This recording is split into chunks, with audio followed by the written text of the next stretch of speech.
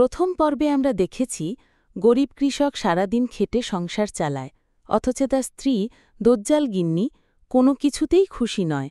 তার চোখে শুধু অন্যের সুখ সমৃদ্ধি, নিজের ঘরের অল্প আয়ে সে সন্তুষ্ট হতে শেখেনি। আজকের পর্বে দেখা যাক সেই লোভ কিভাবে তাদের জীবনে নতুন এক অশান্তি নিয়ে আসে। শোনো, আমি আর পারছি না। আজকে বাজারে গিয়েছিলাম, দেখলাম হিরণের বউয়ের গায়ে সোনার হার, হাতে নতুন শাড়ি। আমি কি নিয়ে বসে আছি? ফাটা শাড়ি, খালি হাত। আমার কপাল পুড়ে গেছে তোমার মতো স্বামী পেয়ে। বউ, অন্যের সাথে তুলনা করো না। সুখ শুধু ধন সম্পদে হয় না, সুখ আসে মনের শান্তি আর পরিশ্রমের ফল থেকে। বাহ, আবার শুরু করলে জ্ঞান ফলানো। তোমার সেই জ্ঞান দিয়ে কি ভাত হয়? সন্তানেরদের কি নতুন জামা কেনা যায়? আমার মাথায় আর তোমার উপদেশ ঢোকে না। কৃষক স্ত্রীর কথা শুনে চুপ করে যায়। সে জানে রাগ করলে সংসারে ঝগড়া আরও বাড়বে, তাই চুপচাপ বসে থাকে, বুকের ভেতর কষ্ট জমিয়ে রাখে। পরের দিন সকালে গিন্নি চুপি চুপি রহিমের কাছে আসে, আর গিন্নি চালাকির সুরে বলে, শুনো, পাশের গ্রামে শুনেছি এক জাদুকর এসেছে। লোকজন বলছে সে নাকি হাতের জাদুতে টাকা এনে দিতে পারে। আমাদেরও সেখানে যাওয়া উচিত। কৃষক চমকে উঠল আর বলল, কিসের জাদুকর? এসব সব ভণ্ডামি বউ। পরিশ্রম ছাড়া টাকা আসলে তা অভিশাপ হয়ে যায়। তুমি এসব ভুলে যাও। গিন্নি চিৎকার করে বলে, অভিশাপ তো এমনিতেই আছে, গরিবী অভিশাপ। তোমার কথায় আমি আর থাকতে পারব না। কালই আমাকে সেখানে নিয়ে যাবে, নয়তো আমি সংসার ছাড়ব। গিন্নির কথা শুনে কৃষকের বুক কেঁপে ওঠে।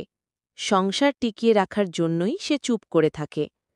সমাজে বউ চলে গেলে তার মান সম্মান মাটিতে মিশে যাবে, তাই অনিচ্ছা সত্ত্বেও সে রাজি হয় গিন্নিকে নিয়ে পাশের গ্রামে যেতে। অবশেষে কৃষক গিন্নি রওনা হয়। কাদামাখা রাস্তা পেরিয়ে তারা পৌঁছায় এক পরিত্যক্ত মাঠে। চারপাশে অদ্ভুত নিস্তব্ধতা। হঠাৎ দূরে দেখা গেল এক লম্বা দাড়িওয়ালা মানুষ। চোখ দুটো অস্বাভাবিক লাল, ঠোঁটে রহস্যময় হাসি। জাদুকর গম্ভীর কণ্ঠে বলে ওঠে, এসো, এসো আমার কাছে। আমি জানি তোমরা কি চাও।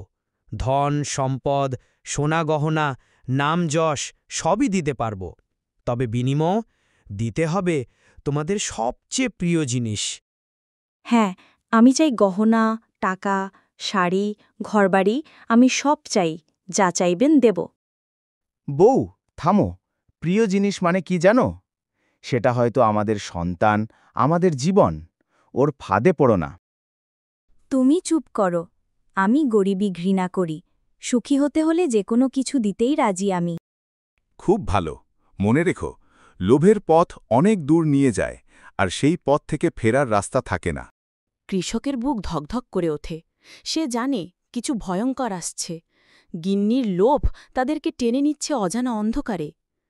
কিন্তু সেই অন্ধকারে কি অপেক্ষা করছে তা জানব পর্ব ০৩-এ। তো বন্ধুরা, পরবর্তী পর্বটি দেখতে হলে অবশ্যই আমার চ্যানেলটাকে সাবস্ক্রাইব করে রাখো আর বেশি বেশি শেয়ার করো। কে কে পর্ব ০৩ চাও তা কমেন্টে